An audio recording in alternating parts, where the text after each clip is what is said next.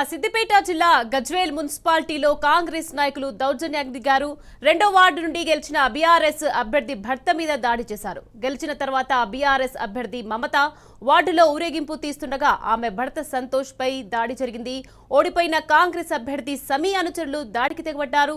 సంతోష్ పై దాడి చేసి కొట్టారు కాంగ్రెస్ గుండాలు.